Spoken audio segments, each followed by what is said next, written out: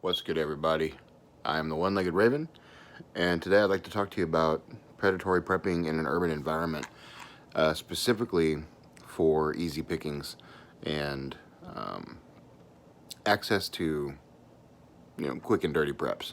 Um, when you're living in the city, and my situation, I live in a trailer home, not a lot of space, not a lot of room to prep.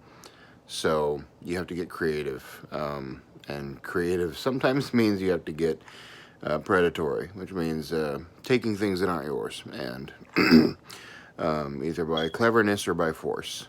Today's topic is going to be cleverness. Um, when you think about preps, you think about food, water, shelter, weapons. Medical supplies. Of course, all these things add up to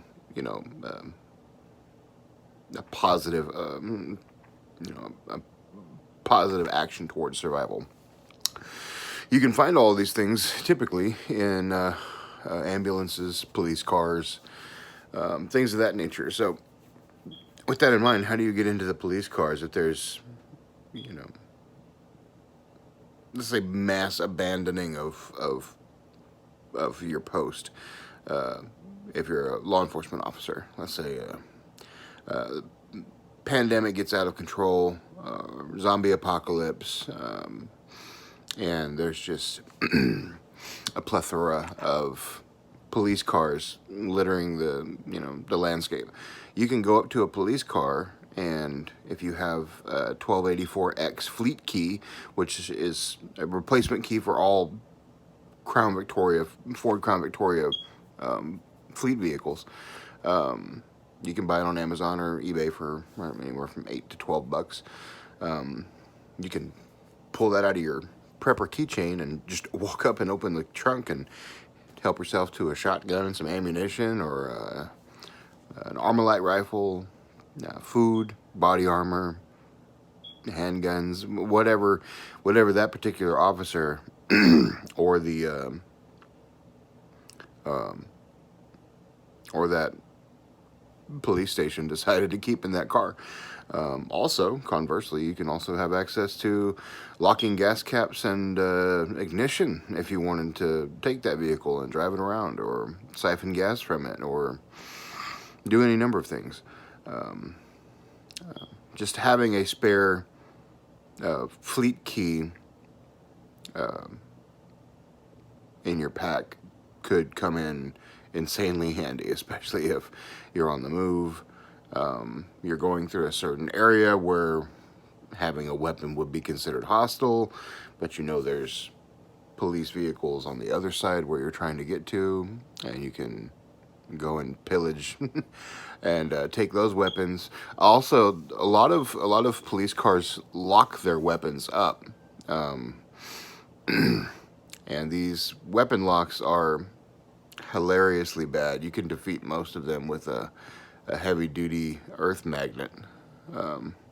Your typical fridge magnet won't work, but you can buy a heavy-duty magnet on Amazon at the same time you buy your fleet key replacement, to help you defeat those gun locks. And of course, you can find videos here on YouTube and elsewhere that'll help you show you how to defeat law enforcement gun locks.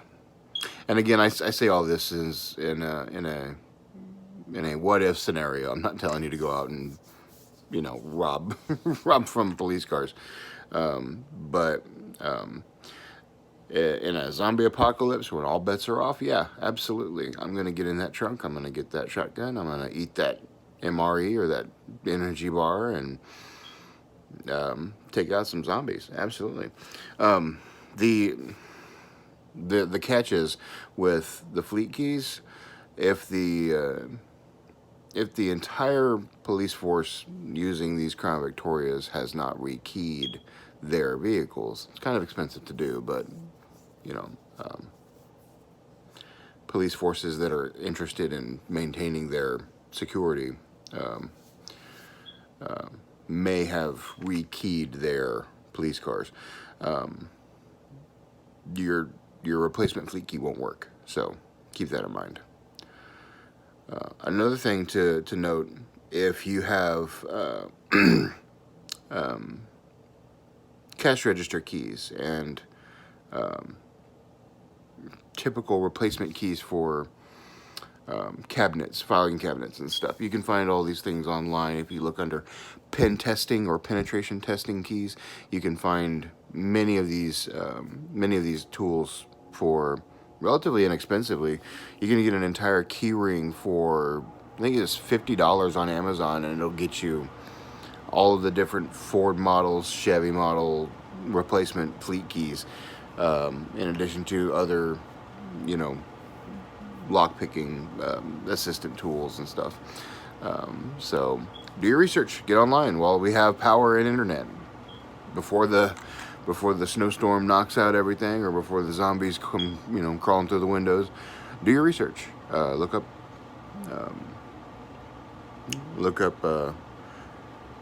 your fleet key replacements and penetration testing tools, and you'll find a lot of interesting things out there. I'm not trying to drop any names or anything, but Deviant Olaf has made a living out of doing on-site penetration testing for large companies and, you know, private businesses. He'll go in and physically attack a building and use, you know, shims and different tools and methods to gain access to areas of the building he's not supposed to be in, the server room, the security room, places he's not supposed to be. That can also be beneficial to us as well whenever we whenever we decide to go into a building, you know, when it hits the fan, like, hey, I want to go in that building and I want to get what's in that building. Probably all the doors are going to be locked, so it would behoove oneself to know ways to defeat those obstacles. Having the credit card shim hall pass, where you could just push it through the gap in the door between the locking mechanism and the door frame, and push the door wide open. My 6-year-old can do that with one of the junk credit cards that you get in the mail. Just cut it a certain way, she can push right through the bathroom door, open it right up. But learning how to use these tools and having them in your possession instantaneously sets you apart from everybody else, because a group of 40 people moving through an urban environment, well armed and able to traverse obstacles that would stop the normal human being, especially in a high stress scenario, that gives you skill set, that gives you precedence for, you know, going out and collecting food, water, medical supplies, whatever your group needs or whatever your family needs. If it's just you, being able to lock the door behind you if you're being pursued is sometimes could be the difference between life and death. You have to think about that. Also, if you find a place that's really, really beneficial to you, like, hey, there's a lot of food here, I can't take it all home right now, but I want to come back and get food whenever I want and not have anybody else take it. Just being able to get into the place and lock it back up securely, like the owner would have done during regular times, you know, that would be extremely beneficial to you and your people that you're trying to protect and feed. So just knowing how to defeat locks, defeat doors, and gain access to things that are beneficial to you and your survival circle really sets you apart from the average prepper. And yes, predatory prepping has its advantages and disadvantages. One of these advantages is keys are very, very light, and knowledge is free and everywhere. So if you're smelling what I'm stepping in, like, comment, and subscribe down below, and we'll see you in the next video.